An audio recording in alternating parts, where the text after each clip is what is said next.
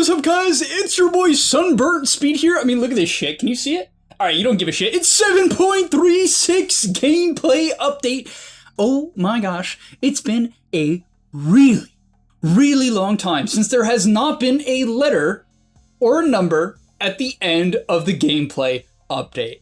In today's video, we're going to be covering literally everything you need to know. Everything.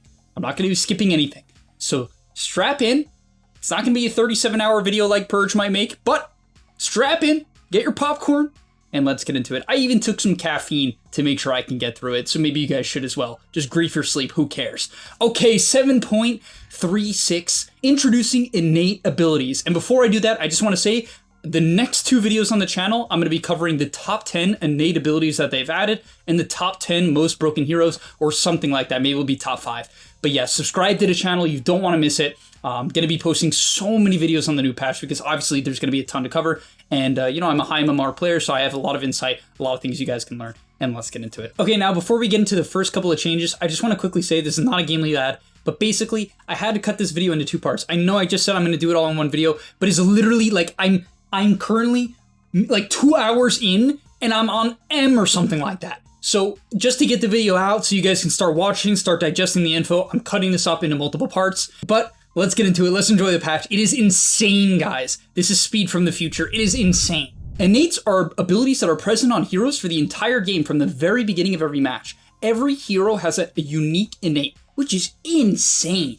Some innates grant a hero a unique effect. For example, Dawnbreaker reveals the whole map to allies when the sun raises. I mean, that's pretty crazy, right? However, I don't know if that's broken. We'll have to see. Other innates change a hero ability to have 5 levels and get a free ability point at level 1. For example, Kunkka's Tidebringer now starts at level 1 and can still be upgraded 4 more times like normal. So basically, this ability, you still get at level 1, but it's not so good. As you can see, it's only 10 bonus damage and 500 cleave range. However, that does mean that you can have Tidebringer and Torrent at level 1, which is pretty damn cool. There's also hero facets. Facets are hero customization choice that provide the ability to better align the playstyle of a hero with a specific match or player preference. Facets are specific to heroes. Each hero has at least 2 facets, and every player can choose the facet they prefer during strategy time at the beginning of each match. So we're really going League of Legends mode here. I mean, let's be real, this is some League shit,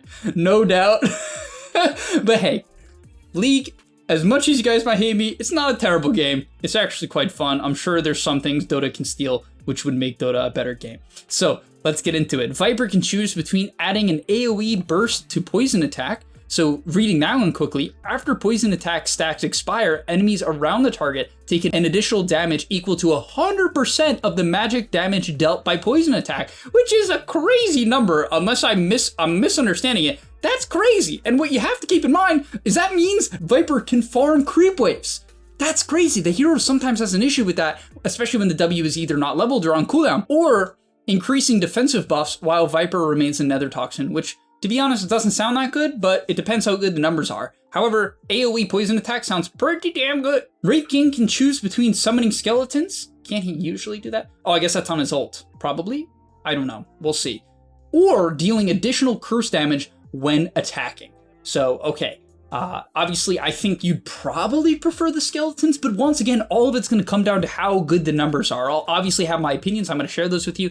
But all right. Yeah, so I'm not going to reread this because this seems like what we just read, but we will get into the other. Yeah, we just read this. So there's a couple of other examples, but we'll just get into that when we cover the heroes. No reason to read it again. Other strategy time is extended by 15, 10, 5 seconds. For the 1, 2, 3 weeks immediately after number patch. Oh, that's pretty cool. Glyph of Fortification no longer refreshes when the first tier 3 tower is destroyed. Thank you! Thank you, Valve!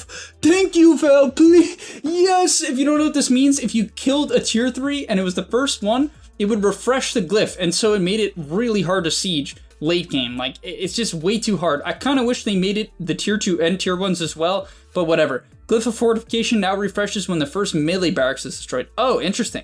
So you can kill ranged racks intentionally so that they don't get their glyph back, which is something you probably should do if you're really trying to min-max. AoE bonuses now affect all auras and cleave sources. Really? So like Bloodstone affects Vlad's and... Oh, that just makes Bloodstone a better item, right? Unless they added it to other items too, but there's not very many AoE bonuses in the game. that I'm familiar with. Dominated creeps no longer allow players to bypass backdoor protection. When could you do that? What in the world? Hero denies now grant experience to the hero who created the deniable debuff. Created the deniable debuff? What? Oh, hero denies, not creep denies. Radiant Queen of Pain casts Shadow Strike on Dire Shadow Shaman. Shadow Shaman then gets denied. Queen of Pain and only Queen of Pain will receive experience for the kill, but no gold.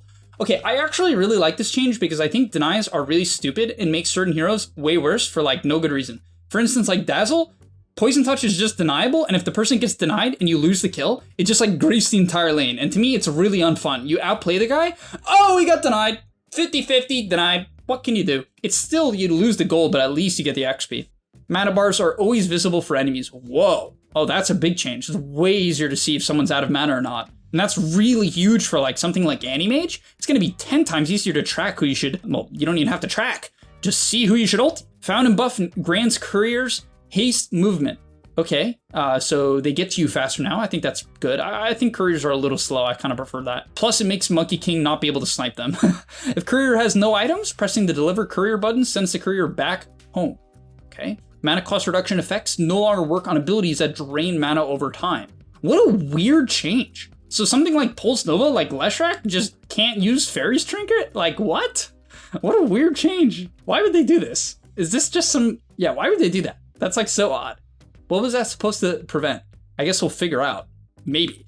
Attack speed display is no longer normalized to 1.7 BAT. This means heroes' max attack speed is always 700. Always. Really. And a buff that grants 20 attack speed will display as 20 always instead of a different number based on the hero's BAT.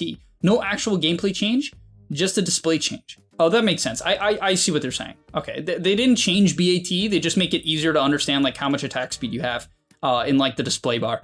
Spell's cast range is now always listed with the new icon, which is located near mana cost and cooldown, okay? Holding Alt displays the vision range of all watchers in the map. I actually really like that. Experience gain from abilities and Wisdom Rune will now show up separately in the post-game XP breakdown for Dota Plus users, okay? Added levels with parameter for ability descriptions to show which abilities need to be upgraded to level this one. Wait, what? Oh, okay, just some weird stuff. Next change, using Radiant Dire or Fog will now correctly hide members of Radiant or Dire that have had their vision unlinked and are not visible. So I think, and also using the player perspective on a player whose vision is unlinked, I don't know exactly what they mean by unlinked, will correctly hide units they can no longer see.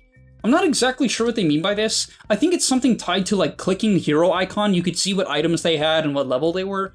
I can't imagine they got rid of that, but it's like particularly clear that they don't want this to be abused because pinging items, so for everyone who doesn't know, if you pinged the enemy's items, like if they had wards and they placed it and you pinged it, it would tell you if they placed it by like basically saying like, hey, it's not in their inventory.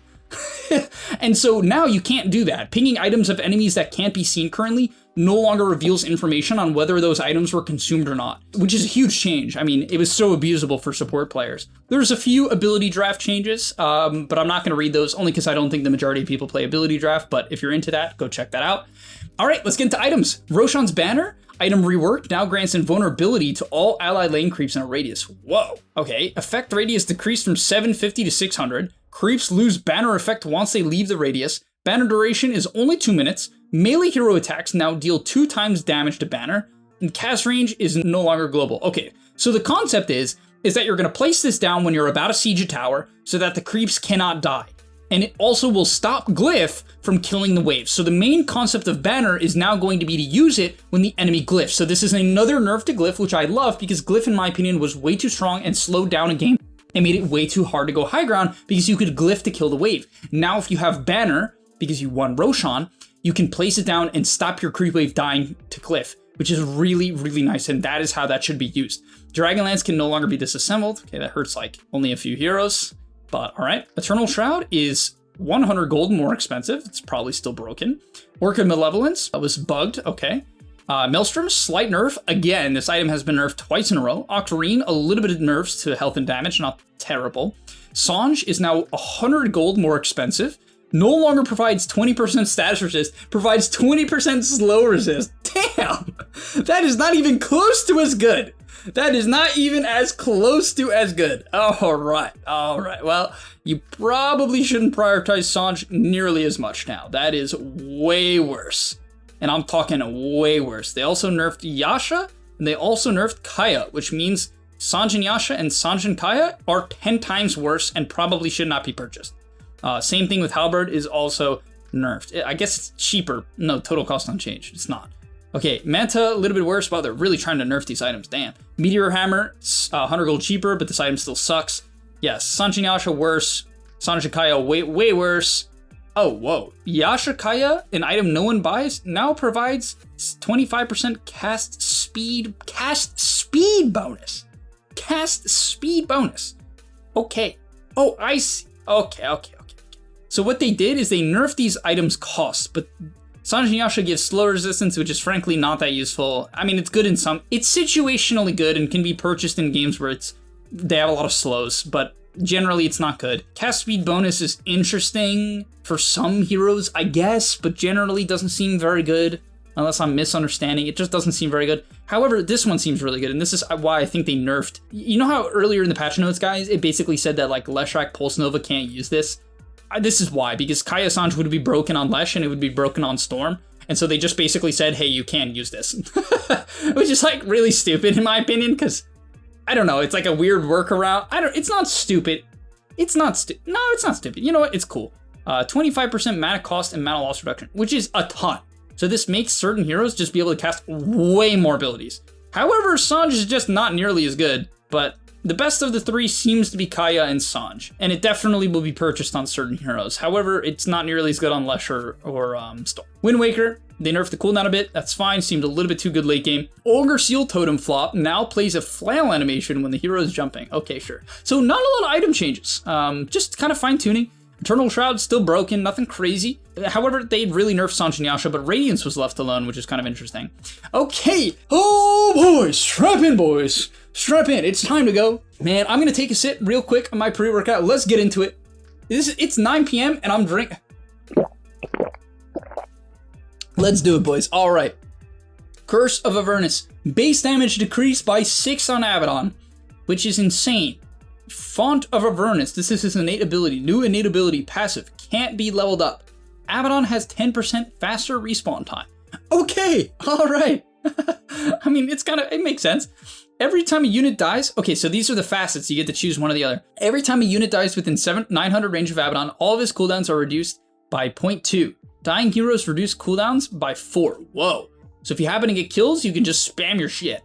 And if you're farming creeps or near a creep, I mean, 900 range is massive, right? So basically, to me, this means if the enemy has a bunch of unit heroes, you probably take this. Because if, like, let's say there's some Enigma or some Beastmaster or some, like, Lycan and or, like, Furion, their units are dying like crazy. I don't know if units counts, like, illusions, because that's probably the best time. Then you can take that. Photic Shield, damage barrier increased by 50%. That's a huge number. But no longer does a burst of damage. Oh, that's weird. Whenever damage is dealt to the barrier, enemies within 675 range take damage equal to 80% of the absorption amount. Oh, I see. So it's like AoE. I mean, that seems really good. Increases duration and cooldown by 2 seconds. Oh, this is like way better for sure. This one's like cute in games where there's a lot of units, which I don't know if that includes illusions, but if it does, then this one's kind of okay. Otherwise, this one I think is just too good, to be honest. I think this one is just really, really strong. I mean, lower cooldown lets you farm, and increased duration lets you kind of just use it on people and like harass with it. So I think this one's just way better, unfortunately. But we'll see. I mean, this one's cute, but I don't think it's good. Oh, it's all of his cooldowns. I guess that's his ult, right? Oh, I guess that's his ult. Maybe that means your ulti's just permanently up. I can't really predict the future. I'm just gonna try my best, guys. These things are insane. Okay, no longer silences on Curse. Now the full effect is applied on the first attack. What? Each hit resets the duration. Bonus attack speed, okay, but it's way worse. I mean, not by some crazy, like 60 is insane considering its first attack. Movement speed slow, 25% is really high. Damage per second, like 40? I don't know, guys, this seems, but the duration is 2, but I mean, I'm pretty sure this is, I think it's better, honestly. I'm pretty sure this is better. This seems like a buff to me. However, the hero lost 6 damage. I guess that's their way of nerfing. 6 damage is some crazy number. This hero hits like a wet noodle now. But all right. And they nerfed some of the talents, which makes sense. Alchemist, base attack speed increased. Wow, this hero got 10 attack speed. That's a lot. Grievous Greed remains an innate ability. Passive can't be leveled up. Okay. Oh, so he already had one. Oh, so that means he's kind of nerfed, right? Because like he doesn't get an extra innate ability. He just he was already balanced to this. And now, yeah, I don't know. So either Alchemist starts at 250 bonus gold, which is cute.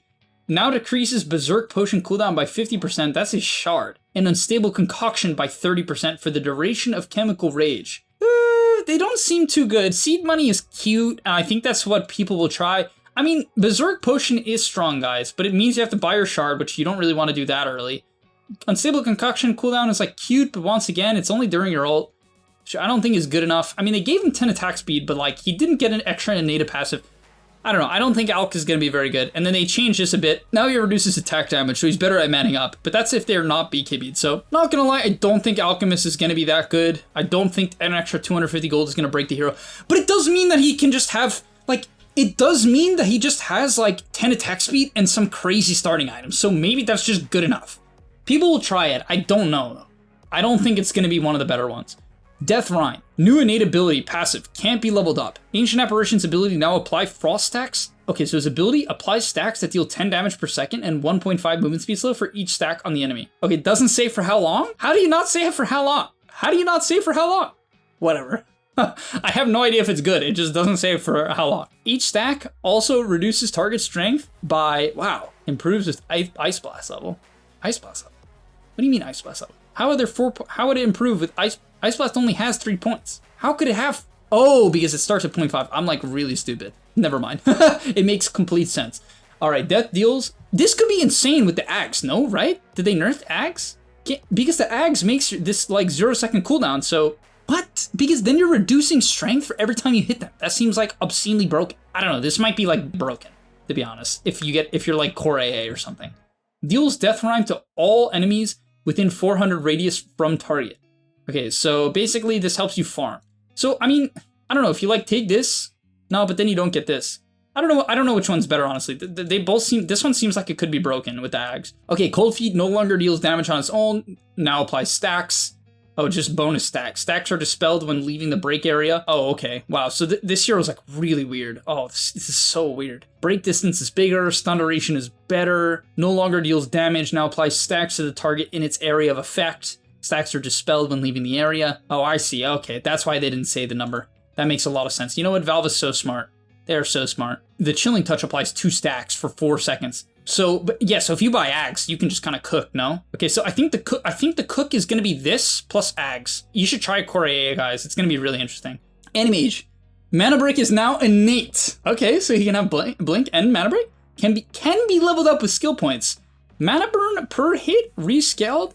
Okay, so it's worse in the early levels. It's better in the later levels, not by a lot. No longer slows the target on full drain. Okay, so I mean that's still really, I mean this is strong early on, sure. So you can get Counterspell and Counterspell Ally. Do you just get both, or you just get both, or is this still the shard? It's kind of unclear. Or you can get Mana Thirst. Grants bonus attack damage when enemy hero within 2500 range has less than 60% mana, which is, you know, pretty easy. Increasing as their mana. Oh, okay, so the less mana they have, the more damage you get. Up to a maximum of 70 damage at 15% mana. Okay, which, it's okay. I mean, it's 20 early on, which is like really high, right? So if someone's just low mana in the laning stage, you just have 20 damage, which is some insane number for the last 10 of the 9. Wait, and you get true sight of them if you see that, if they're, what? Wait, what? So even if you don't see them, you get vision and true sight if they just happen to be below 60% mana? What is this? Okay, the thing is, if you take this, you just don't get Counterspell. Okay, I can kind of see why they're saying, like, this hero is so weird. Wait, so you just don't have these? Oh, you just get the base. Oh, okay. You know what? I kind of like it. This is, like, really strong, but if you don't take this, you just can't reflect people's spells.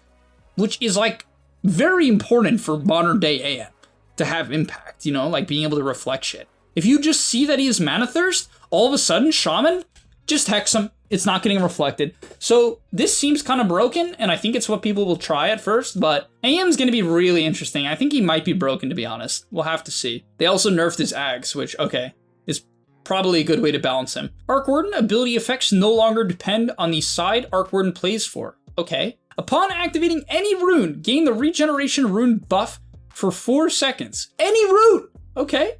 Duration is reduced by 34% for activating bounty and water runes. Okay, that makes a lot of sense. But that's still pretty good. That's still like, what, 2.7 seconds or something? Arc Warden and Tempest Double have their respective ability effects. Oh, so you just get both? Arc Warden and Tempest Double have their ability effects swap. Oh, so you just get to choose what you want. That doesn't seem very good. Like, most heroes get some... This seems terrible. I feel like this hero is, like, terrible. Like, sure, you get to choose, but, like, you could have just picked Arc Warden on Dire or something like that. I don't know. Because this doesn't seem that good. I feel like this is just trash. What do? Did they buff the hero or something? Okay, Magnetic Field is no longer a target ability, creating the field centered around its caster, no longer affects buildings, and creeps by default. Now always pushes all enemies away from the bubble when created, even without shard. No longer provides magic resist on the shard. Shard now increases radius by 75 and changes speed of attack projectiles that are inside of the bubble. Enemy ones are slowed by 75% and allied ones are sped up by 75%. That is so goofy and does not seem good. Tempest Double has a 60-second duration. Distance penalty is now 75% and the cooldown is now 190-80. Now restarts the ability cooldown if the Tempest Double is killed by enemies. Restarts the ability cooldown. Restarts! Oh shit. Okay, so if you kill Tempest Double, this hero is just destroyed. Okay, so basically what they're saying is, okay, this hero is like, doesn't really get anything, but if you're really good at keeping your Tempest Double alive, it's gonna be up. Instead of being up like a third of the time or less than a third of the time, it's up more than half the time. You know what? I don't know. Maybe this hero's okay if you're really good at not feeding the Tempest Double. Basically, guys, if you're against Arc Warden, kill the Tempest Double and you win the game. Code of Blood. Whenever Axe kills an enemy, he gains 1 permanent armor. Kills with Culling Blade give 2 times that amount. Oh, so that's kind of already what he had. But now it's whenever you kill anyone, so that could be without Culling Blade. Okay, one of an army increases Axe strength by 60% of his armor, as long as there are no allied heroes within a 600 radius of him. Effect lingers for 5 seconds after the ally walks within range. Okay, so I mean, that's a lot of strength, as long as there's no allied heroes. Oh, but he has to be alone. Effects lingers for 5 seconds after the ally walks in range. I see. So if he's alone, he's like stupid tanky. However, if someone comes close, he loses it, which is kind of rough. Berserker's Call increases bonus armor by 5. Taunted enemies gain 40 plus 45 attack speed for the duration. You know what? I don't know. Maybe that's kind of good. It really will make people kill themselves way faster. But I don't know what's better. Probably this, just so you can like make solo plays and split push. It also gives you damage when you're alone, which is like quite nice. 60%, is that a lot of strength? It's probably not that much strength. I don't know. I don't feel like either of these are that good, to be honest. Battle Hunger now applies immediately after applying and after every 0.5 seconds. So it deals a little bit more damage. Aghanim Scepter no longer provides armor to Axe. Now makes Battle Hunger debuff stackable. So you can stack Battle Hunger with the Axe. Wow, that sounds potentially really insane, actually. I kind of like that, actually. Just being able to like spam one guy with like 4 Battle Hungers that do like 4 billion damage. I can see the line. Aghanim Shard upgrade, move to Aghanim Scepter. Oh, wait, what? Oh, Aghanim Scepter upgrade, move to Aghanim Shard. Still applies Battle Hunger to affected units, but doesn't reduce cooldown anymore. Ah, so you can buy the Shard to like spam Battle Hunger on people? They also, yeah, okay, I see. So basically, you buy the Shard, and then you get a ton of armor, and then you just like spam someone with Battle Hunger, and that's how you kill them. I kind of like it. That's probably really good, actually. All right, Bane, he got buffed on his base stat. Bane's attribute gains are always evenly distributed across all 3 attributes. What? Doesn't this mean if you buy like a ton of int, you just get strength and agi? Is that even good? That's so weird. I feel like that can't be that good. Surely that's not that good. Bane gains attack speed? Wow, that's a lot of attack speed. Holy shit. Oh my god. I mean, I know it was already a high number. It was like 65 at max. Wasn't it like 15 at level 1 though? Now it's 40? This is just insane in the lane. Nightmare makes it vector targeted ability. Affected units start unobstructed movement in the chosen direction at 75 speed. If the effect is passed by attacking, the newly affected unit will also move in the selected direction. Okay, so basically, you can like make people walk to your team or walk under towers. That could be really OP actually, but I don't know, 40 attack speed in the laning stage is probably just too good, guys. I think sleeping someone and clicking them with 40 attack speed might be too good, but you can potentially put them under the tower. All right, Batrider. Batrider's attacks apply a debuff that deals 15% of the attack damage every 1 second for 2 seconds. Every attack does that. Damage over time pierces damage block. Just pierces it straight up? Okay. I mean, that sounds pretty good, considering it's probably amped by Sticky. Okay, stoked after using an ability or an item on an enemy hero that applies a forced movement effect, gain 10% movement speed after using an ability or an item on an enemy hero that applies a forced movement effect. So that's either Force Staff, I don't know if that's Yule's, but maybe Yule's. That's Lasso, that's your Flame Break. You gain 10% movement speed and 80% spell line for 7 seconds. That's a long time, but it is on an enemy hero. Or you can get Sticky Napalm, now deals damage to buildings, 25% damage, which is like absurd late game because you can take these Napalm talents, the Flame Break talent. Oh, that probably doesn't work though, because that doesn't work on buildings. I guess you can split push late game, but this doesn't seem good. You're definitely taking Stoked. This seems like way better. This is cute and it's gonna make for some meme video, but I don't think it's good. Damage per stack increased on Batrider. Damage to creeps decreased. That's probably fine. Creep penalty now also applies to application damage. Okay, so Sticky Napalm is not very good for killing creeps, but it's good for killing heroes. But considering your E, oh, but they nerfed the E. I see. Okay, interesting. They buffed Flame Break projectile speed, which is actually quite nice, and they made Flaming Lasso do way more damage. I don't know, Batrider's still probably just a good hero, to be honest. And now when you hit people, you just like go like giga fast and do a ton of damage for a long time, and your attacks, I can't tell how good the Innate is. Beastmaster got 4 base Hagi, bonus attack speed rescaled, so he just has Inner Beast. It's rescaled. It's really bad early on, but it's really good later on. It looks like, okay, you can level it up with skill points. Now only affects Beastmaster and units under his control, so it doesn't help your team. Bonus attack speed from Inner Beast is increased by 1, 2, 3, 4, 5 per unit controlled by Beastmaster that is currently under the effect of Inner Beast. Okay, that seems not insane. Inner Beast can be activated to increase Beastmaster's attack speed by 8, 16, 24, 32, 40. While this effect is active, his attacks will apply Wild Axe debuff of the current level. So if you're hitting people, you just apply Wild Axe's debuff, which is damage amp. That seems like it could be insane. So basically this hero is just like, you take this and you just right click the heck out of people. Right click Beastmaster, you gotta try it out with IO, guys. Right click Beastmaster with IO. This is the strat. Level 10 talent. Wait, 5% Inner Beast Aura Magic Resist. That doesn't seem that good. I guess it's 5% Magic Resist. Okay. Oh, and he got some damage talent as well. Bloodseeker lost 15 movement speed. New innate ability, passive, improve with Bloodseeker's level. Whenever Bloodseeker kills a unit, he restores 25 health. It improves the Bloodseeker's level. Okay. Whenever he kills a unit, 25 health, plus 1% of the unit's max health per Bloodseeker's level. Per Bloodseeker's level. 1% per his level? So if he's level 10, he gets 10%? Restores for half of values when denying, or if an ally kills an enemy hero within 300 range. That's not a huge range. The healing is classified as lifesteal and is amplified by lifesteal amp. Lifesteal from creeps is reduced by 40%. So that's, so it's not nearly as good against creeps. Okay, it's like way worse against creeps, so it's not that crazy. Surely, and it's half on deny. So like truly is gonna give you nothing when you deny. When attacking a ruptured target, Bloodseeker and the target get pushed 50 units in the direction Bloodseeker is facing. I guess that's kind of a lot of damage. It's kind of weird though. Thirst can be activated to grant 50% bonus movement speed for 5 seconds. Thirst does not grant passive movement speed while on cooldown.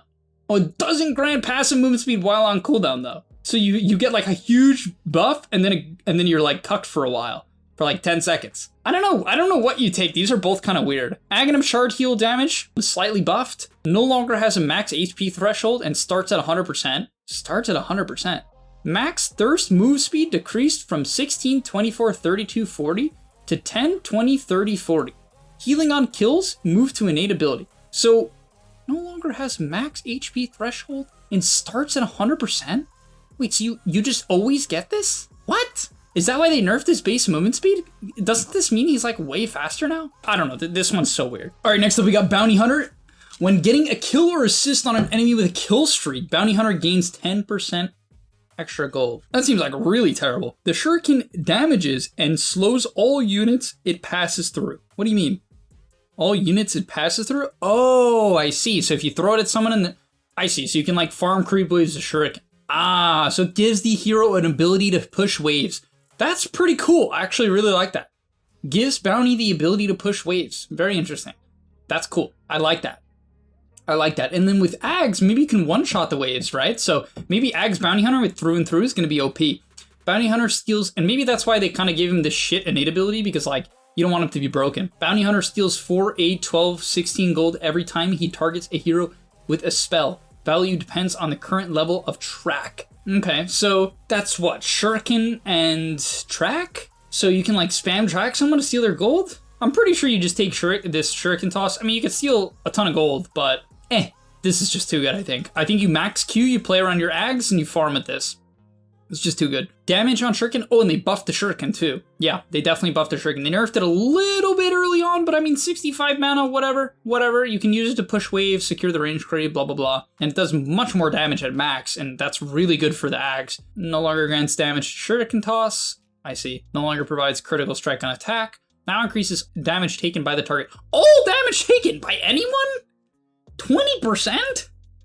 Damn, what in the world? That's like some insane shit. What? Okay, bounty, I don't know. I'm gonna play bounty core for sure. I'm definitely trying bounty core.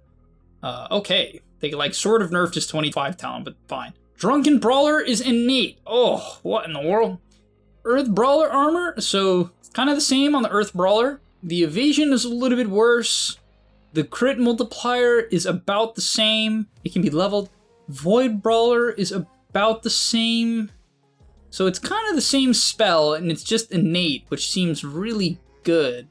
Because this ability is super good at level 1. Just for sitting on like 10% evasion or some attack speed. But okay, when casting Cinderbrew, Brewmaster rolls the whole barrel in the targeted direction, dealing damage and drenching enemies with Cinderbrew along the way, within 350 radius from the barrel.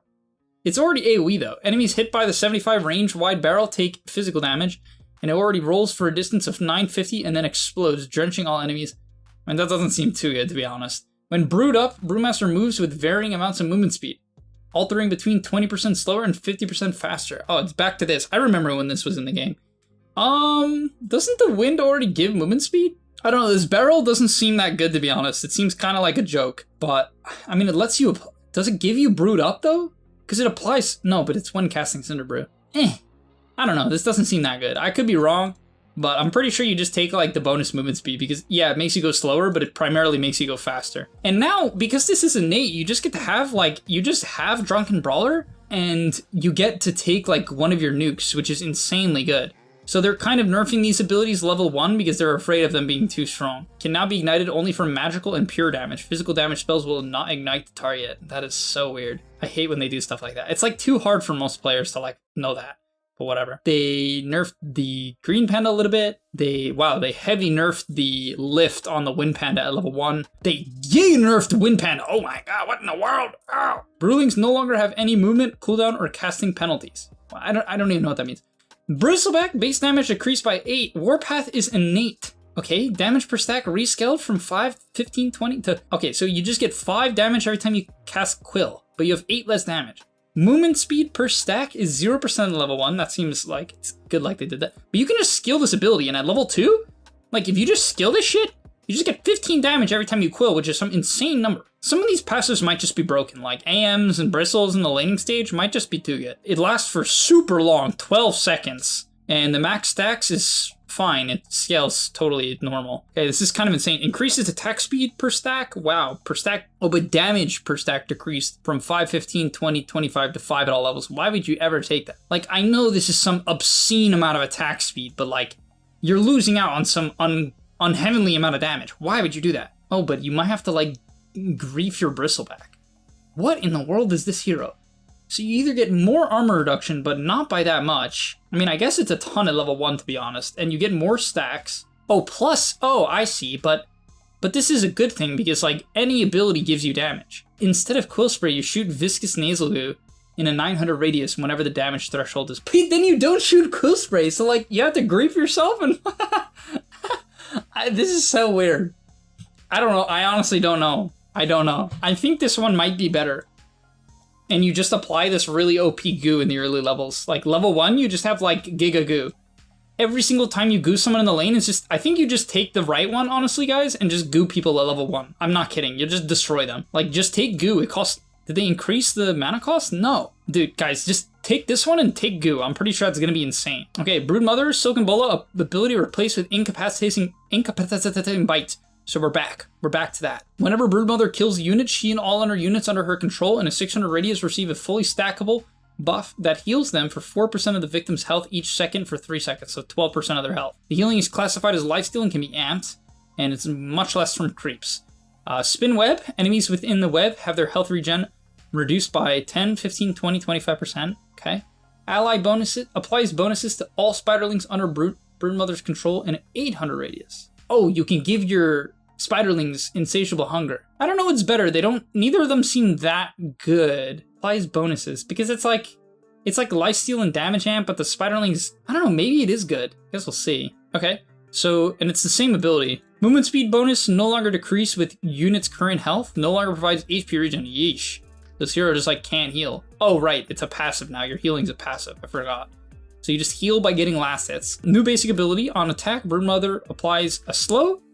And it gives mischance and increases all attack damage received by 2, 4, 6, 8 for 2 seconds. So basically you have to click someone in order to make them die to spiderlings. But you get this insane mischance, which can really let you man up well in the late game. This hero's late game man up ability, this hero might be a carry, honestly. It's gonna man up like crazy in the late game. So, and I'm pretty sure you take the right one. This isn't bad, but I don't think it's good enough. Because in the lane, it's just not that good. Spiderlings now create similar spiderlings instead of spiderites. Okay. Now also slows the target. Oh, I see, so your ulti slows. So you have to cast your ulti on the enemy. It's like a pretty big slow, and the spiders are a bit worse. Okay. Oh, at level 20, you get 10 why can't I say this word? Damn! Incapacitating bite. So this 20 talent's like kind of insane. I think you hit this 20 talent as a carry, and you just like one-shot shit with your spiders. Centaur lost a bit of regen and a bit of health. Centaur Warrunner permanently gains plus 40 max health every 120 seconds. Okay, sure. He gains health. Damage is to increase by 25% of the damage Centaur Warrunner took in the last 6 seconds from enemy heroes, up to a maximum of 100% bonus double-edged damage. Damage counter resets on cast. Okay, I mean, yeah, that could be pretty good. That definitely could be strong. It's a lot of bonus damage. Centaur Warrunner gains 40% of his strength as bonus movement speed. Does not stack with movement speed bonuses from boots. Oh, so basically, if you take this, you just can't buy boots. And he can go slightly higher than max movement speed.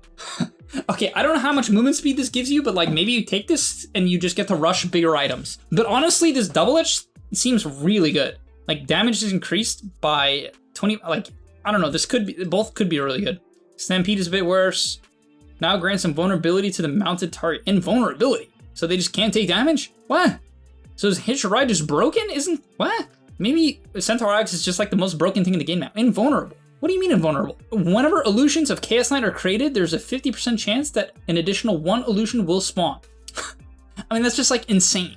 So you have to buy the shard because now, unless they changed the shard. Oh, they did change the shard. Okay. All illusions created by or of Chaos Knight are strong illusions. This includes Phantasm, illusions of allies created with Aghanim Scepter items, Illusion Rune, and illusions of Chaos Knight by other players, both allied enemy. Additionally, Chaos Knight's illusions within 20%, 1200 radius have 20% damage reduction. Oh, that's a lot.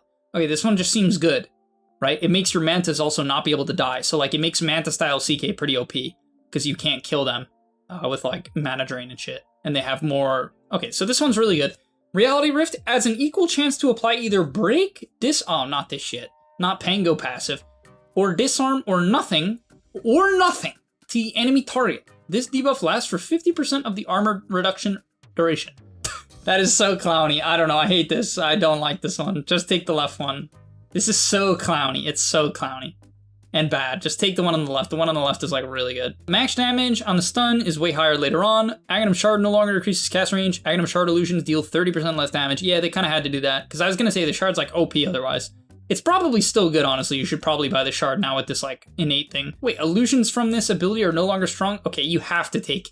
If you don't take the one on the left, you're actually insane. Otherwise, your ulti can just be removed by Lion Mana Drain. Or like a Dagon. Okay. New innate ability, levels up with Holy Persuasion and improves with Chen's level. Wow, that's kind of complicated. Chen summons a convert to fight for him. The convert gains bonuses from Holy Persuasion. So this is obviously your W, with the exception of health. Whew, okay, which is set to 200 plus 80 times Chen's level. So it's really squishy early on, but it gets really tanky later on. Only one convert can be summoned at a time, and it dies if Chen dies. Mana cost is 50, that's not bad. Cooldown is 30, that's pretty low. Cooldown starts once the convert dies and it automatically refreshed on Chen's respawn. Which creature is summoned is dependent on the chosen facet. So you have 5 facets on this hero. Ooh, there's a lot of them. Okay, so it's just like the basic ability stuff. So it's either Centaur, Hellbear, summon unit depends on the level of Holy Persuasion. Oh, so you can get the small ones. Ah, I see. So you get the small ones early game. Ah. I think what you're gonna do is maybe take Wolf Convert, because like the Giant Wolf late game is insane. It's just like damage amp, and then early game you get the damage reduction, which is kind of nuts. Or you're gonna, oh, this one's probably too good. You get the Troll Creep, which gives you the net creep, and early game net is just so reliable. Or you can get Satyr, which is Satyr Mind Stealer. Which one's the Mind Stealer? I think that's the Purge creep. I guess situationally that's really good in some games. I mean, this is really cool. It gives you a lot of options. There's like so many different ways you can play with this. So that's like really awesome. I like Chen. Chen's is cool. Holy Persuasion no longer has a minimum health threshold. Now dominated creep health is set to 400 plus 50 times Chen's level. Okay, that's, I mean, it's like really low early on. I guess for small creeps, not really, right? Like small creeps, this just makes them really tanky. But they get less bonus damage now. They get less movement speed. And oh, so based on your level, you get less gold. Yeesh. So, okay, so Chen can't just like create gold from thin air early on now. They nerfed his E. Active heal amp now affects health regen. Still doesn't affect lifesteal. Okay, so this is like really good on some heroes. Heal regen amp is nerfed. Ooh, ugh. This ability is really bad early on now. Heal over time duration, but they buffed Hand of God. Okay. I mean, Chen is pretty cool. I don't know if it's good, but it's definitely cool. I think a lot of people will still like playing the hero. All right, next we have Bone and Arrow for Klinks, which is just his old, basically it just allows him to summon the skeletons on his abilities. And they deal a percentage of his damage, but less to building. So yeah, it's like how his death pack could summon skeletons previously in his ulti. So enemies hit by attacks from Strafe get a debuff that causes them to miss 5% of their attacks. Debuff stacks, when applied from different sources, which is his skeletons, they expire 1 second after the Strafe duration is concluded. So Strafe isn't that long, and it increases attack range bonus on Strafe from 200 to 300. I mean, that's pretty good. Casting Death Pack makes Klinks take the place of the consumed unit while leaving a skeleton archer in his previous position. Also reduces Death Pack charge restore time by 10. Okay, so I mean, I think moving to where you eat something, frankly, isn't that good. I mean, I guess it gives you this like very bizarre mobility, honestly. The big thing is just lowering the cooldown.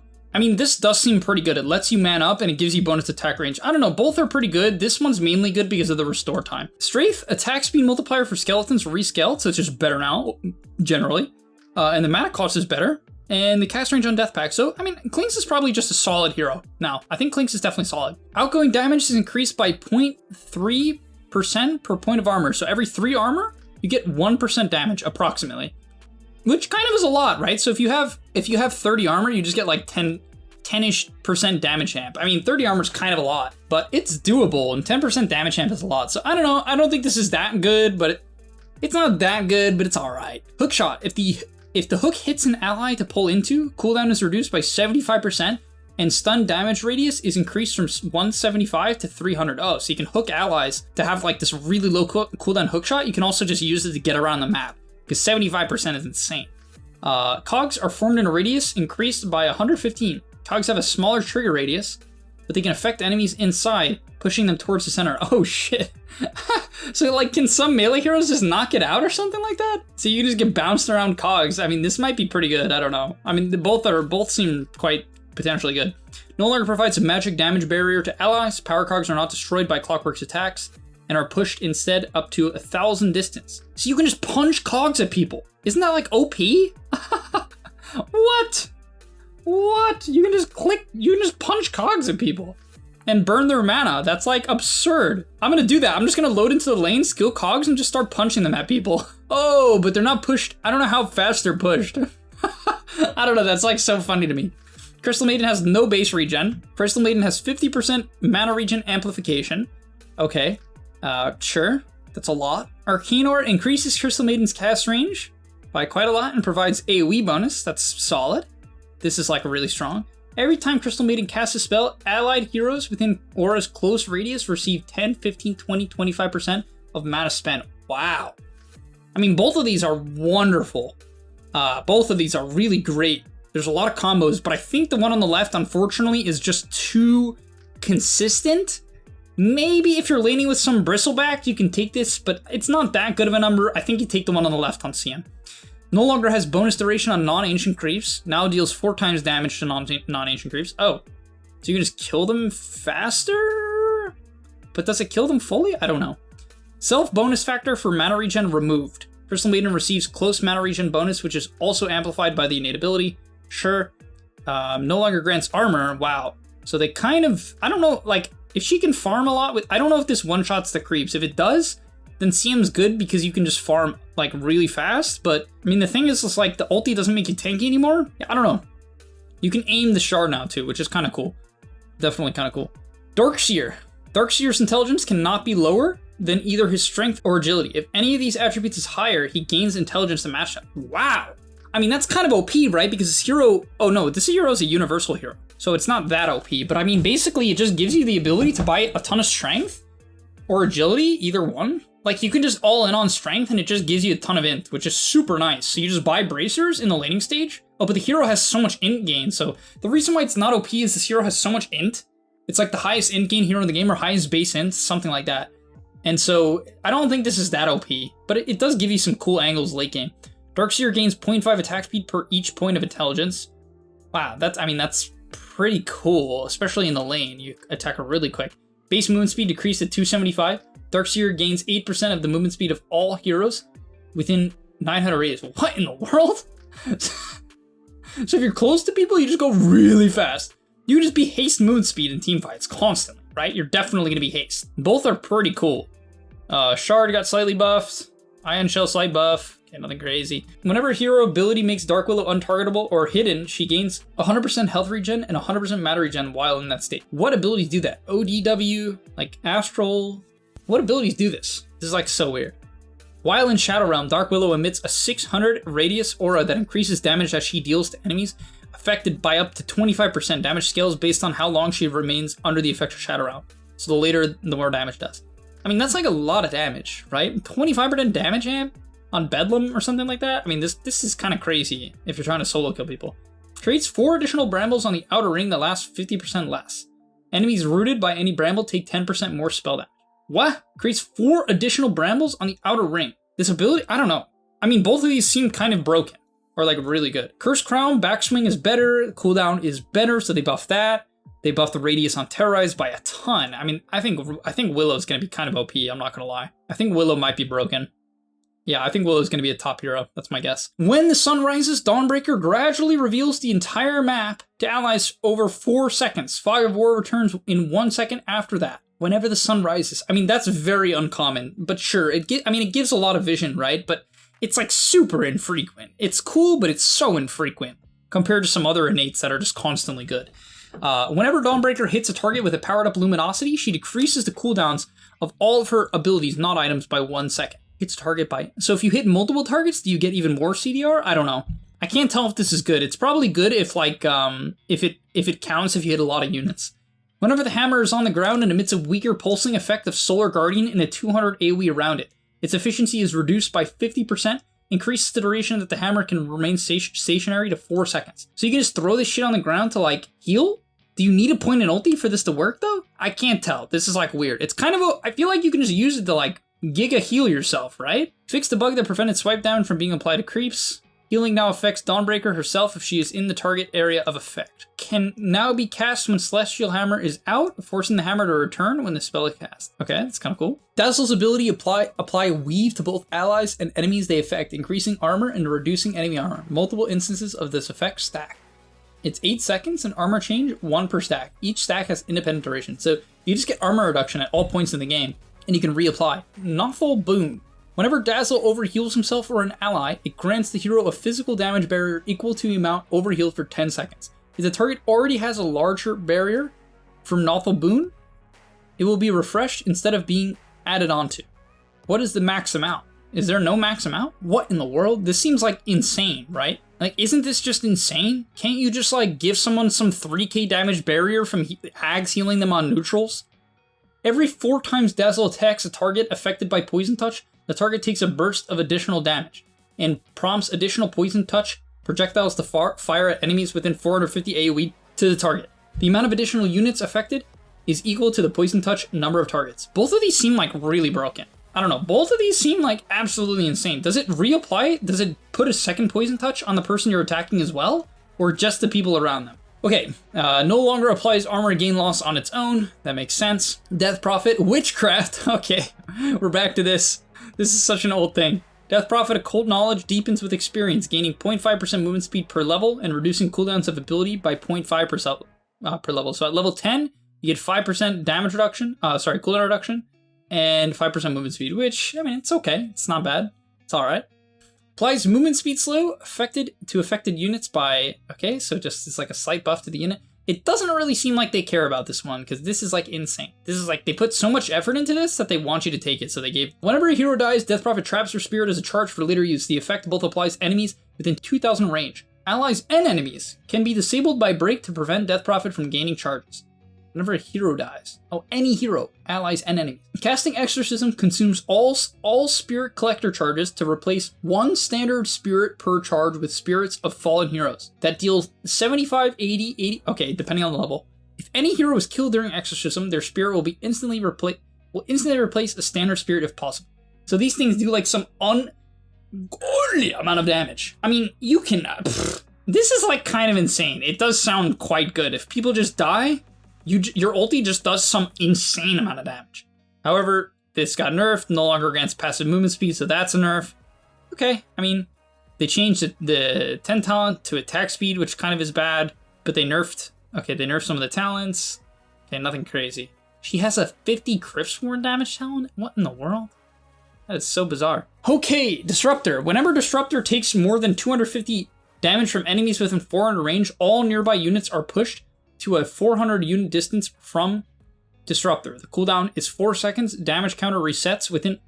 What in the... This seems so clunky. It's just gonna push everyone away? Thunderstorm. Thunderstrike strikes all enemies within kinetic field. Like always? Okay, I mean, that's kind of cool. It could be really good with some of his talents.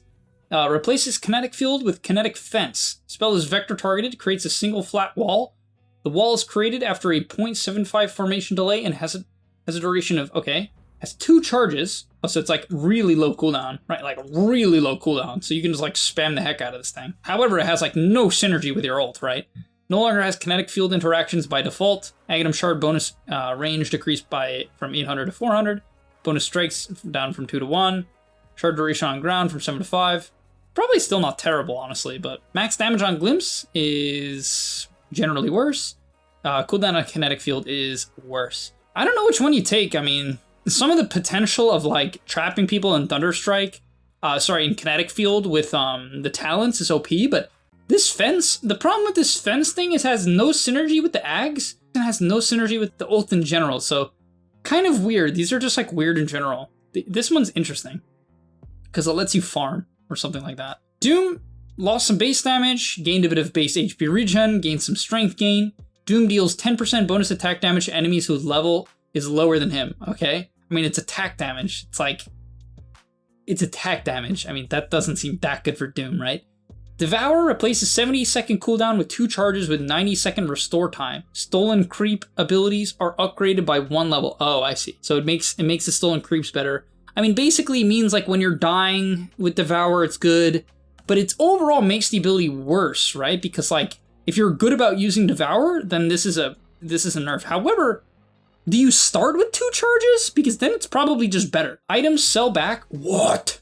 Items sell back for 90% of their price, but buybacks cost 15% more? What? So basically you just buy a bunch of small items, you buy like Midas, use it a bunch, and then just sell it. I don't know, both of these are like really good. This one is kind of weird, but if you start with 2 charges, it might be good. Because then you just instantly get a ton of gold. This one's kind of crazy. I mean, buybacks cost more gold, but I feel like it's pretty cool. No longer grants armor. Cooldown of Scorched Earth is worse. That hurts. They nerf some of his talents. Add a new ability. Worm's Wrath replaces Dragon's Blood, providing and upgrading Dragonite's attack modifiers set by Facet. I see. So his innate ability improves with his level. Provides Dragonite with 4.5 HP regen and 2.5 armor, which are further increased by 0.5 every hero level. That's kind of a lot. Bonuses are multiplied by 1.5 times while in Dragon form. Oh, that's also a lot. That's kind of insane, right? I mean, this just seems like insane. You just get like crazy base stats for free. While in human form, attacks have cleave. While in dragon form, cleave increases. and turns into splash damage to all enemies. While in human form, attacks apply poison, deals damage per second, and reduces the target's armor. It also affects buildings, so you can like split push with this. I don't know if it works with Manta. While in dragon form, poison damage and armor reductions are increased by, okay, so it's more poison, and it applies to all enemies. So you either can get cleave, which probably is the best one to be honest, because it just lets you farm, but this poison lets you do the split push nonsense. When in human form, applies slow, and attack speed slow, and all health they restore. Okay, so this is like the annoying slow one. While in dragon form, it's amped. Okay. No longer applies dragon effects. That makes sense. New basic ability. So this is like all the amps that it does. So it's a basic ability, so you have to skill it. I don't know, it's actually tough. Like, all of these are kind of good. I'm curious to see what people will do with this. I don't really know exactly what's best. What's strong about DK now is his base laning is just insane because, like, you just get armor and HP regen. So this hero's laning stage is, like, absurd. It's, like, really absurd. His laning is, like, heinous, actually. Yeah, I don't know. Maybe this hero's laning is so good, and you can take this Frost one and just have, like, the most gross laning of all time and just be some mega lane dominator. Oh, and your ulti increases attack damage, which is really good. So I think maybe you just take the cleave one. DK is really cool, actually. Okay, Precision Aura. So Drow now has Precision Aura again, which used to be the old thing that gave allies agility. Grants bonus agility to Drow Ranger and allied range heroes within 1200 range. Effect starts with 1% of Drow Ranger's current agility, all range heroes, so it's all range heroes. 1% of Drow's current agility and increases by 1% for each of her level. Bonus is doubled for Drow herself. I mean, it's a lot for Drow. Once she's level 10, she just gets like 20% of her agility, which is huge. Maybe they nerfed her ulti or something? Drow Ranger deals 20% more damage with attacks from the high ground, which is kind of bad. It's good with the shard. Drow Ranger can use items and move during multi-shot with a 40% movement speed penalty while aiming at the initial target. But this isn't that good. I mean, yeah, you can use items in multi-shotting, which is like kind of cool. You can move. I mean, you move sort of fast-ish. They nerfed her arrows in the later level, no longer grants bonus movement speed on Gus, no longer has bonus slow duration, and instead applies the normal Frost arrows duration. That kind of sucks. And they nerfed the ulti, which I think was generally better when you got it than this will be. So basically how this works, what they're doing here is they're making Drow way worse early on, but she's going to be kind of broken late game again with like certain agi strats. So this hero can just get run over early game. I just think it's going to be absolutely awful early game. But late game with like Vantage Point is kind of broken. Like you get the shard with Vantage Point and like super high level, you'll be OP. But early game, we'll see. I don't know. Drow has potential, but she's like really terrible. You got to scale late game. So maybe she'll be a good pub hero for that reason, just because games like drag on. So maybe she's just giga broken. Remains an innate ability, active, improves with Earth Spirit's level. Oh, that's cool. Stone Remnants have a duration of 60 seconds, 7 charges, with an additional 1 max charge gained every 5 hero levels. Charge restore 18 seconds, mana cost 0. Each magnetized stone remnant gives Earth Spirit. Magnetized stone remnant gives 40, 80, 120 attack damage. It does not stack. I see, so you have to refresh it. Stone remnants have a duration of 20 seconds, does not use charges, instead has a cooldown of 4 seconds. Mana cost 15, no longer destroys stone remnants. For some reason, this just seems terrible, and you like definitely take this one. Okay, they like, yeah, this, I don't know, this seems like super awful. I think this one's just better. Okay, and Remnant Refresh explosion radius is way bigger, so it's like much easier to use your ulti now. Interesting. Earthshaker, passive can be leveled up with skill points. It's your Aftershock. Damage rescaled. The stun goes up to the same amount, so okay, so your E is just your innate. Aftershock radius is increased by 50 with every 10 hero levels. I mean, that's not too good, right? It's every 10 levels, that's not that great. Killing an enemy with an empowered attack will send their body flying, dealing 5% of the killed unit's max health as damage to all enemies it passes through. This damage is increased by 50, 80, 110, 140 if the killed unit is a creep. Increased if it's a creep. What? Isn't this just like completely OP in the laning stage? How can you just shoot 50 damage creeps at people? What? This seems mega busted. Unless I'm misunderstanding. Are you just shooting shit at people on... What? Elder Titan? Astral Spirit is now innate. It can be leveled up. Bonus speed is about the same. Bonus damage is way worse at level 2, but it's the same at level 3, so Oh, I see. It's so you don't skill it up twice. I guess you could just take 2 points in it, and that's what they're afraid of. Bonus damage per hero is way worse. So basically, when you get this ability to level 3, it's OP, but in the laning stage, it's not very good, is what I'm reading here. That's what seems to be the case. If you get to level 3, it's OP. But, I mean, it's just nice because it's innate, right? So you get to skill one of your other abilities if you want to, which is generally what you're going to do. Natural Order, every second an enemy hero stays under the effect of the aura, they lose an additional 1 armor and magic resist. Stacks up to 20 times. I mean, I know it's every second, right? But it's really easy to keep the spirit on someone and just like nuke their armor. Like 1 armor is a lot. This is like kind of OP, honestly. This one might be the one you take. It's also just good in the laning stage, right? Because if you just take this, I mean, this is innate, so you just have it already? Unless I'm misunderstanding? Yeah, you just already have, wait, what are does he only have 3 abilities then? Oh no, but it's just, this is so weird. But yeah, you just take this during the laning stage. Elder Titan's attack speed is decreased by 75, but he received 20% of his movement speed as bonus attack speed. Okay, I don't know how this will play out. I don't know if this is good or not. I'm not going to do the numbers. This one seems really broken though, honestly. ET might be broken. I think ET might be broken with this one. It seems like too much armor reduction, honestly. It's like too easy to apply it on them. If it works with the spirit, I don't know. Flame Guard is innate. It passively deals damage. Activating increases damage radius to 500 and increases damage per second. Magic Barrier, so it still gives a Magic Barrier, but it gives like almost none early on, unless you skill it, but it's like really bad early on. Duration rescaled, so it's just worse. Act damage is better later on. No, it's just better overall, right? I think it's like kind of a buff, I'm pretty sure. Sleight of Fist, when connecting with 2 or more enemies, the enemy closest to Ember Spirit will be attacked a second time with damage, reduced by 40%. Okay, so you gotta hit 2 people. So if you hit 2, then you do another Sleight, which kind of does a lot of damage. And it can be good in the lane. So they want to make the hero some like side lane hero. When Searing Chains are cast, they are also cast around each Fire Remnant. A target will not be hit by chains from multiple sources. Unit count from 3 to 4. You can hit a 4-man chain. Off your Remnant. You can cast Remnant Chain Gang. What a crazy name. So you can cast Remnant into the enemies and chain them. That's kind of insane. I don't know. You can chain 4 people nowadays. You can hit a 4-man chain. This one's kind of cool as well, though, in the side lanes. And they buffed Sleight of Fist level 1, which is like really a huge buff for its laning stage. So this hero, people are going to try it as an offlaner to save laner. And it's like pretty cool, honestly. I think this hero could just be like some really good offlaner or save laner. Whenever Enchantress is about to receive a neutral item token from a neutral creep, she gets 1 more if available. Okay, so this hero is like really good at collecting neutral tokens, which doesn't seem that OP, but sure. It can be good early game. Just make sure you farm neutral tokens at minute 7 with Enchantress.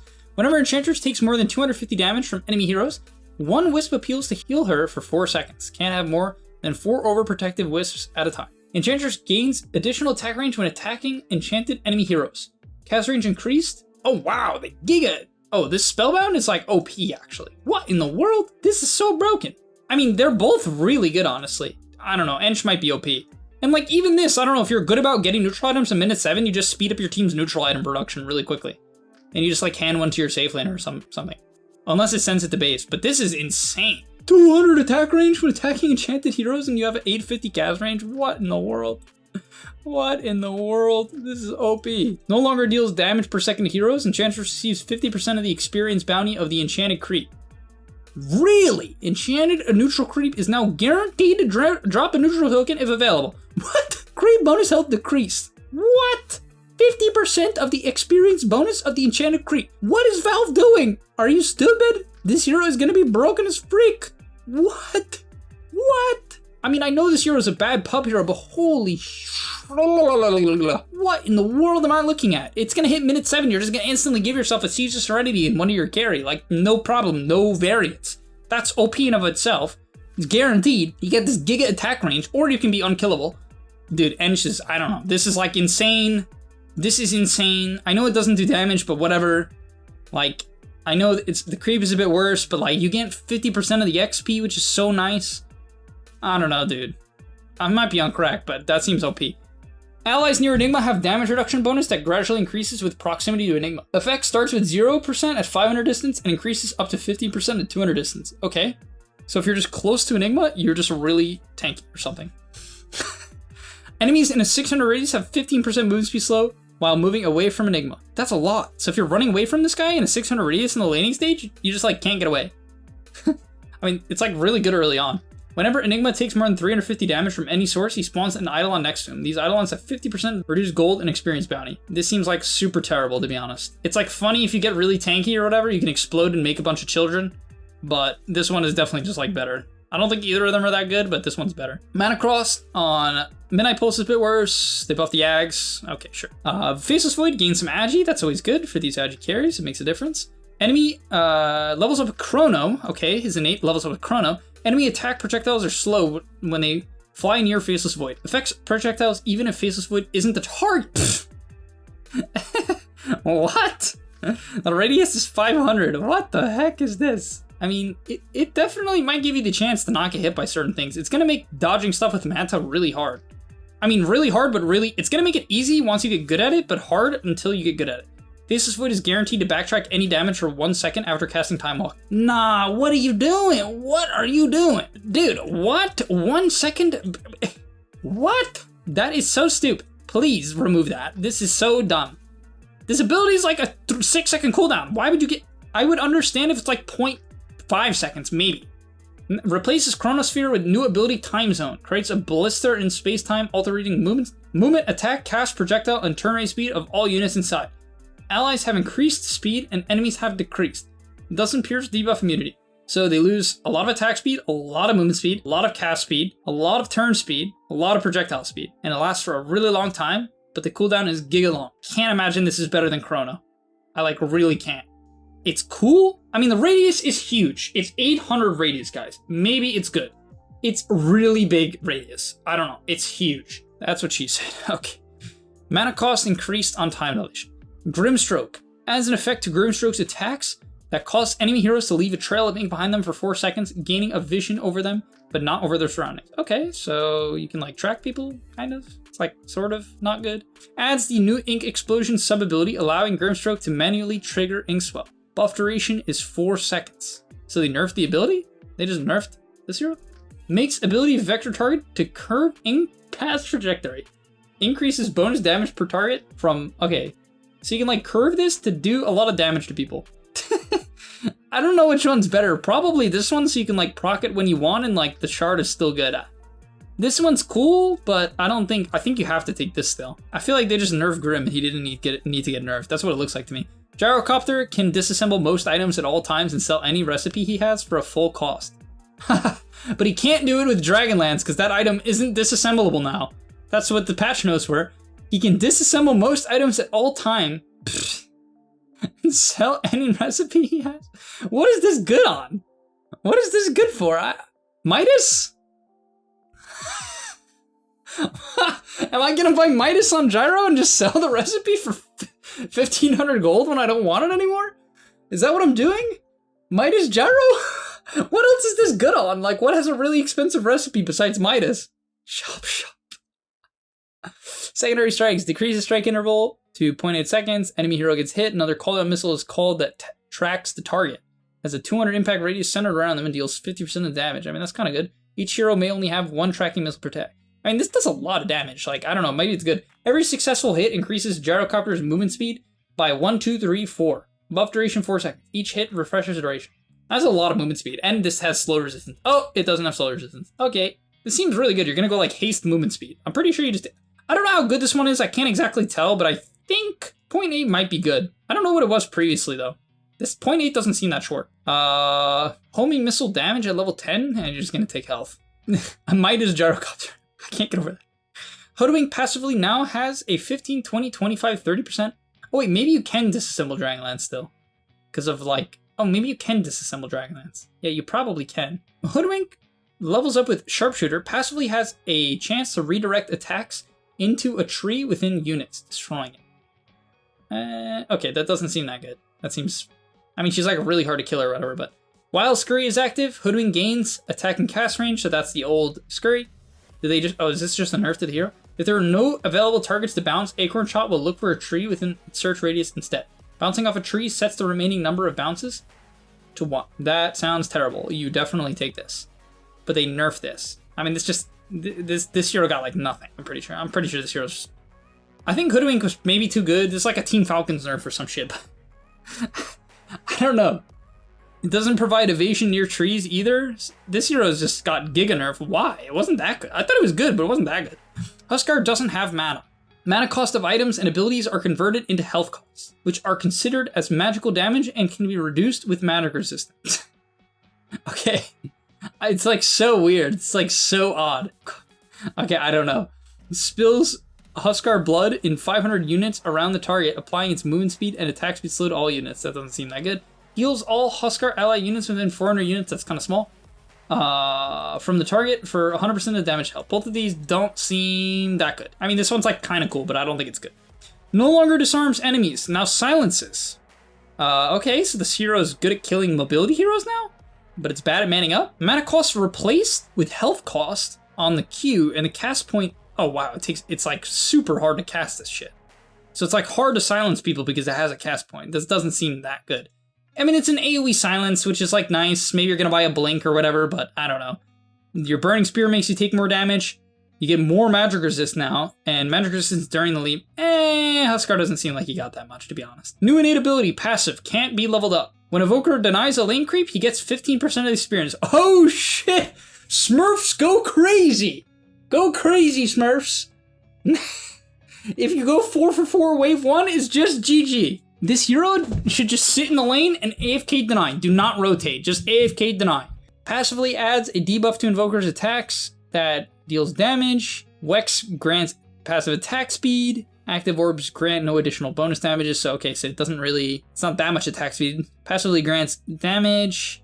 Okay, so you get some so you're good at clicking people, or you can get lifesteal. Oh, it's active orb. So this one's passive, this one's active. So you can get health. Okay, so this gives you the regen, or you can get regen, movement speed, or your attacks increase spell damage. I think you take the one on the right. I mean, this one's cool, but there's like no way it's better than this. This just seems like insane. The one on the right seems kind of broken, to be perfectly honest. Like level 2 Quas just gives you like 12 HP every time you attack something in the laning stage. I think this hero might be broken now. I don't know. But they nerfed Wex cooldown reduction. Okay, so they nerfed Wex. I see this. So that's how they're balancing the hero. You take Elitist, but this doesn't give CDR, but it gives just flat movement speed, which is really good. Cold Snap is better, Ghost Walk's better, Tornado's better. All of his abilities are just better cooldown now? Wow, I mean, Invoker's like 10 times better. You take this one, you take the right, and you just sit in the lane, and you're like really good. New innate ability, passive, can't be leveled up. Io's team takes 1 less second to channel Watchers. When Watchers under their control, its vision is increased by 300! That is huge! Oh my gosh! That is so much vision. Overcharge grants attack speed or spellant, or it grants armor and magic resist. Okay, attack speed and spellant is definitely better, on average. Damage per second increase on tether damage. Enemy movement speed slow. Decrease, not by a lot. Level 10 attack. Why did they buff Io? And this one's like really good. I guess to be fair, okay, they didn't buff Io. They nerfed Overcharge, right? I mean, they don't say it here, but they nerfed Overcharge. Basically, okay, they didn't buff Io because like you have to take your old ability with your thingy, which isn't that good, right? So I guess Io's not that broken. And they buffed, I mean, he farms really fast. This hero's like a core, maybe. Jakiro's attack launches 2 projectiles at the target, but deals 50% less damage. One of these attacks ignores melee hero's default damage block. The penalty affects bonus damage as well. Does this mean like Maelstrom on this hero is good or something? Because you hit twice? Like Maelstrom Jakiro, guys. Because you always hit twice or something like that. I'm going to do it. I'm actually going to do it. Maelstrom Jakiro. Write that down. Write that down. Okay, his facets are either on your E, you either get Liquid Fire, which is like the old Liquid Fire, right? Or you can get Liquid Frost, which deals bonus damage and applies a chilling effect, which slows movement speed and makes him take damage from your attacks and other abilities. And the cooldown goes really low, but it doesn't work on towers. This one does. So Liquid Fire, this one lets you split push. This one seems like really OP for trading. Because also then when you cast this on someone, what is the duration? Oh, 4 seconds? When you cast this on anyone, because it's AoE, right?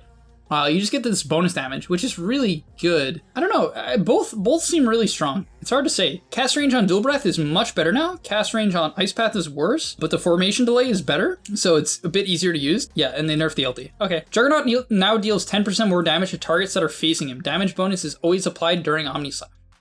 Okay, that's cool. I mean, 10%'s a lot, right? And it's just a 10% damage amp to Omnislash, which is a lot. Blade Fury can deal critical damage with the same stats as of Blade Dance. What? Can deal critical damage with the same stats of Blade Dance? So I guess it works with Blade Dance. Gain a stack of Blade Form every 2 seconds up to a max of 10. Each stack grants 3% base agi and 1% movement speed. Stacks are reset upon taking any damage. Oh, I see. Any damage. That includes from creeps. So what? You just get some like giga hit every so often and 1% movement speed. What? This one's so weird. It just lets you like, if you sneak up on someone, you can just hit them with some like god hit. It lets you move around the map very quickly.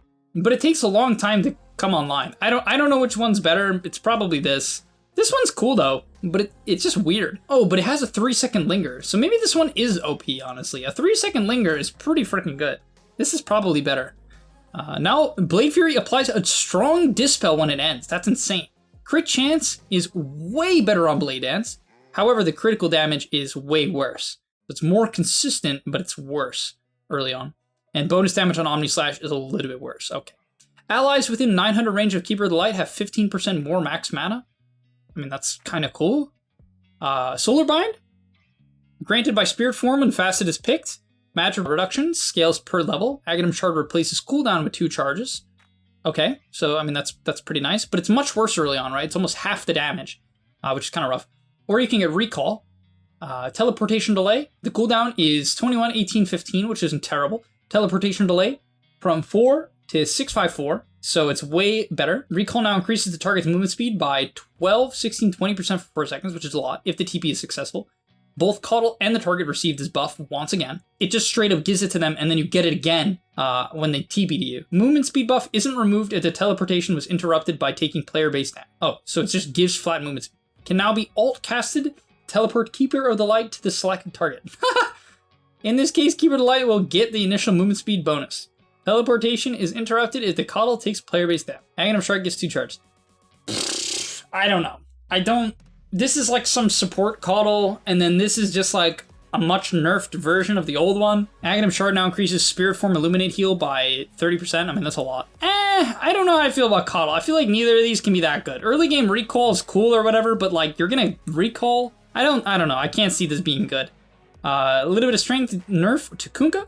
This is now Tidebringer is now inherent or innate. Attacks by illusions can now put Tidebringer on cooldown. Oh. That's just some like weird illusion stuff. Cooldown is reduced by 0.8 per hero hit. That's kind of cool. I like that. So you can, that's like insane. If you hit 5 heroes, it's just like you can hit again. That's like kind of broken actually. I don't know. This one's like really, really interesting, but it's heroes, so it doesn't really let you farm. Whenever a unit is returned, a Ghost Ship Rum is splashed on allies within a 400 radius around the returned unit. Rum lasts 3 seconds. I mean, it's not bad. Like both are really solid for sure. Stun duration decreased, so nerfing the Ags a little bit. Enemy delay from 4 to 3. Ally delay from 8 to 6. Okay, and they nerfed a bunch of his talents, which is kind of rough. Oh, well, they buffed the 15 one. So basically, you can go crazy with Tidebringer on this hero now, is what I'm seeing. You can go like really insane with Tidebringer. Legion Commander now has Moment of Courage, can be leveled up. Lifesteal is rescaled, so it's worse early, better at max. Cooldown is about the same. Overwhelming odds grants Legion Commander an all damage barrier equal to 100% of the damage dealt to enemy heroes. I mean, that's like really good, right? Because this ability can deal a ton of damage. That's like a huge barrier. I mean, this one's like really strong. When a duel is won, enemy unit that has damaged the loser during the duel will permanently gain 4, 8, 12 bonus damage. Permanent. Any unit. I guess that's not that good, right? It gives your teammates the ability to like gain damage. Like, I actually think this one's way better because it's going to make your laning stage insane. Like, this makes your laning stage really OP, where this is kind of cheesy, and generally, I think it's not good enough. It's cool, but it's like, I think it's just not good enough. Base damage increased, okay. Damage per hero increased, I mean, that's good. Deal bonus damage to illusions, buff duration increased. I mean, so that gives like, attack speed for longer now, but the cooldown's worse, okay. Aghanim Scepter no longer provides dual damage reduction, now provides Legion Commander with debuff immunity for the duration of the duel. Duration with Aghanim Scepter increased? Holy, I mean, that's so OP, right? You just get debuff immunity on duel? I mean, I guess it just lets you guarantee like kill someone with the Ags, and it still lowers the cooldown, right? So Ags Legion is kind of interesting. Yeah, I don't know. I mean, this like, you take the talents, right, too? Yeah, Legion might be good because you just get a point in your E at level 1 and then, right? Am I crazy? What's really broken about Legion is that you just have an innate point of your passive, which is like this really strong ability. You just get a point. And certain heroes that just have this type of thing are just going to be OP because Legion's laning stage is going to be the most disgusting thing in the game. Like, How do you play against Legion in the lane? She just has this and this at level 1. Like, how do you... She's just level 2 at level 1. And this shit gives a barrier now. Like, let's say you hit a 2-man Q, right? Which is, like, super reasonable. You just have 174 bonus health. Like, what is this? I know it's only for 6 seconds, but they like... It's, like, so much, actually. It just... I don't really see how this hero is going to be balanced. And, like, you just buy this axe, you can stack up duel damage like crazy, and the shard gives bonus radius in overwhelming odds when casting duel. Increases duel damage. Oh, the shard increases duel damage by 8 per win.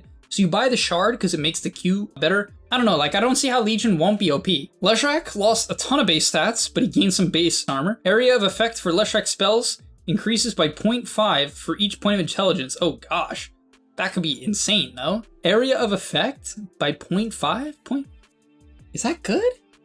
I guess it's not that good. It's like okay. It's good, it's all right.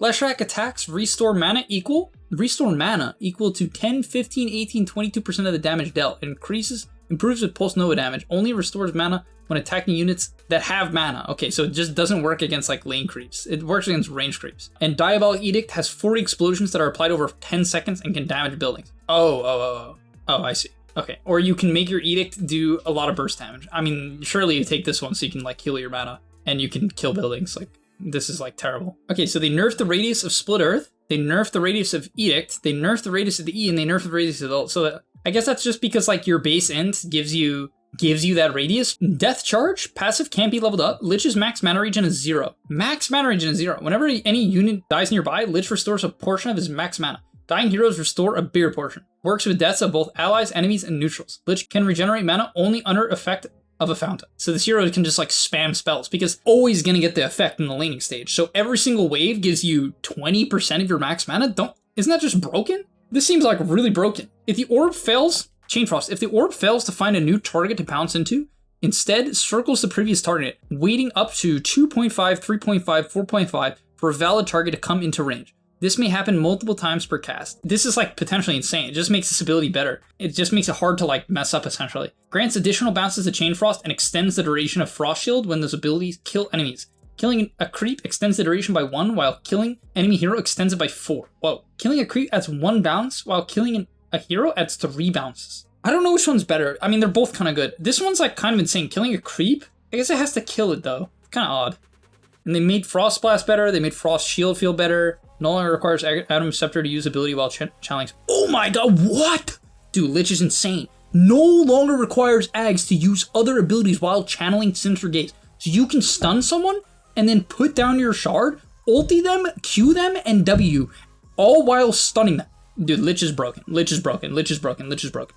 Base damage decreased by 6 on Lifestealer, lost base attack speed, lost base agi, but you gain Feast. Now also allows hitting allied creeps at 75% health compared to 50%, so you can deny from some insane range. It's good for like lane control. Max health damage decreased by a lot at all levels. Lifestealer permanently gains 2% max health per unit killed. So if you get 4 CS, you get 8 health. So if you have 100 CS, you get 200 health. That doesn't seem that good, to be honest. It's like funny, but it doesn't seem that good. It includes denies, so if you just go 100, you just have fun. Okay guys, sit in your lane. Replaces Rage with a new ability Unfettered. Lifestealer descends into a Violent Fury, gaining 50% magic resist and 50% status resist. Applies a strong Dispel and can be cast while disabled. It's pretty good. Duration 3, 4, 5, 6. I mean, it's kind of cool. They nerfed Rage as well, so it makes this better. This hero is really interesting. I mean, you get a free point in your Feast, but they nerfed the laning stage mad hard with these numbers. They made Rage worse. Open Wounds is now a basic ability. What? So you have 5 abilities?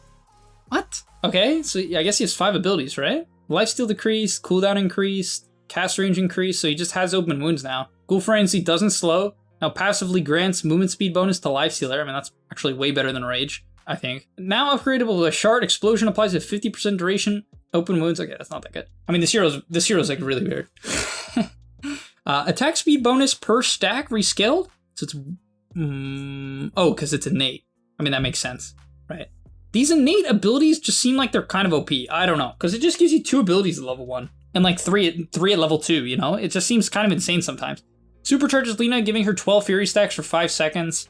Impact damage from Lina's abilities is decreased at 60%, but each ability applies a stackable 3-second debuff that deals burn damage every second, which sums up into 65% of the original ability damage. I mean, that just seems better, right? I mean, it's gonna make you not like maybe miss some CS in the laning stage. Yeah, I mean, it makes your abilities way worse at like securing creeps, but they just deal a lot more damage. So I think this is probably good. They also just buffed the impact damage, right? So I mean, that's nice. And they buffed the cast point, they buffed the mana. Yeah, I mean, they buffed a lot about this hero. Lina might be really good. Just because at level 1, you just have like this strong Q, because it's gonna deal more damage now. And you have a point in your E, which is just good. It's like super fine, you know? Lion got some buffs to his stats. Lion gains 20% debuff duration, 20% spell amp for 90 seconds after respawning. So basically what you're telling me is I should deny myself to neutrals so I can have more spell amp in the laning stage. Very good. Okay, so you can either deal damage with mana drain, or after casting Finger of Death, Lion switches from range to melee attacks, fixed 250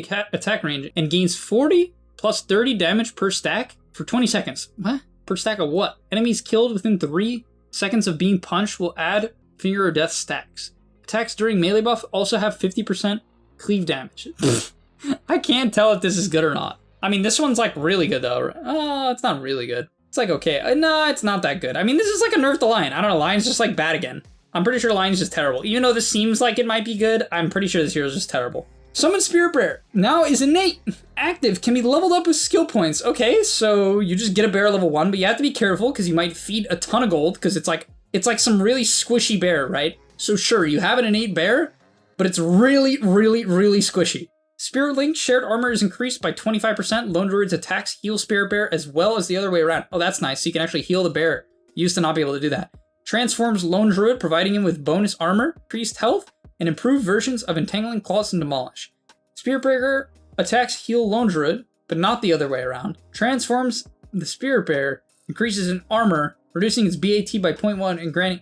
I mean, this one's just like OP and really stupid. This one sucks, and this one's OP, I'm pretty sure. Lone Druid might be back, honestly. I think this hero might be back. And the fact that you can just have 2 abilities at level 1 nowadays is just what's so crazy. It's just like so crazy on certain heroes, like Legion and Lina and stuff like this. Luna has 20% bonus cast range at night. I mean, okay. It's not that good. While active, reduces all incoming damage. Okay, this depends on the level. Luna gains attack damage bonus every time an enemy is hit by Lucent Beam.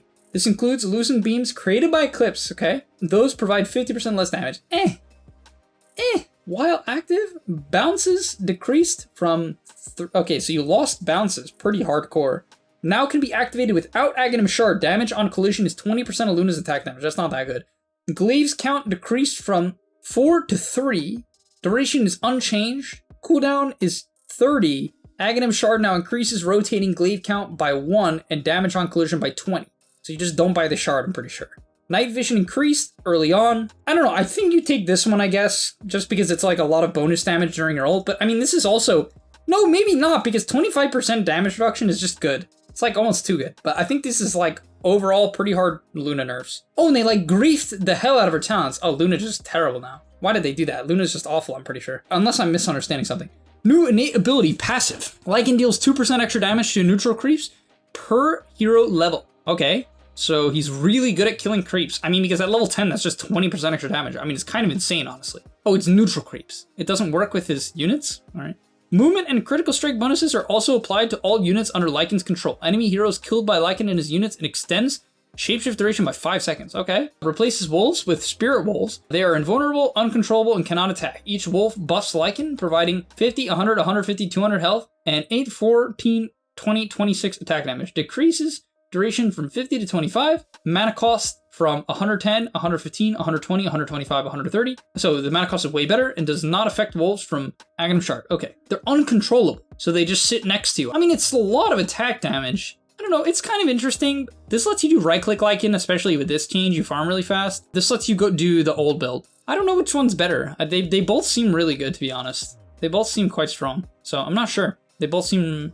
maybe this one's broken because you still get your E, right? No longer fears non-controlled units. No longer applies its movement speed and critical strike bonuses to Lycan's units. Wolfbite nerfed. I don't know. Lycan's cool. Magnus suffers 50% less forced movement from enemy abilities and items. Okay, that's like cool, but seemingly bad. Deals bonus damage when pushing enemies through trees and cliffs. Each tree deals damage. Each cliff deals damage. I mean, it's kind of a lot of damage through trees, right? You can just push someone They're like 4 trees and they just take, I don't know, this might be like a lot of damage. I don't know. This is kind of interesting. It's like a lot of damage. 25 damage? I mean, it's not hard to push people through trees, surely. Pushes enemies in a 600 AoE around Magnus away from him to a maximum of 700, stunning and damaging them. Enemies are pushed over 0.2 seconds. What? Pushes them away from Magnus? What? Slow duration nerf. The duration on Empower is worse early on, better later. I think that's a buff. No longer slows enemy attack speed on Skewer. No longer deals the distance as damage. It did that? Since when? What in the world? Damage on RP is a bit better. Damage on Hortal? I don't know. I don't know what to think about Magnus. Permanently increases the level of all allied couriers by 3 and hero attacks to kill by 1. Marcy's team starts with flying couriers. Is that OP? I mean, that's kind of good. It like makes you get your items way faster. I don't know. Maybe that's just like really good. It's nice, it's definitely good. Marcy's third basic ability, when this facet is picked, bonus damage change from flat to percentage of their base damage. There's some like really broken combos with like Tiny and other base damage base heroes. Like Morphling and Tiny are just like broken with this, for instance. Why is Marcy's other facet God's Rebuke? Bodyguard. They actually just use God's Rebuke. New Marcy's third basic ability, when the facet is picked, grants her lifesteal and increases her attack damage, can be activated to protect the targeted ally heroes for 6 seconds. When the ally attacks or is attacked by an enemy, Marcy attacks that enemy if they are within her range plus 125. The ally also gains armor for the duration. Okay, I like literally, so it gives her lifesteal and damage, and then you can use it on allies so you hit people if they're getting hit. This seems pretty good, honestly. I'm not gonna lie. Both of these seem really good. All right, and that's gonna be all for part 1 of the patch. If you stayed to the end of this, you're insane. If you stayed to the end of this and watched the entire of the next episode, you are ridiculous. But thank you so much for watching. Subscribe to the channel, like if you didn't. I'm excited for this patch. And yeah, let's play some pubs, boys. Don't grief and ranked yet, maybe. I know you guys are gonna grief and rank. And that's all, but remember, before you leave, come on, before you tune out, subscribe to the Game Leap website, where we are going to help you get to the next rank. If you're stuck, click the link down below, and I'm out. Peace.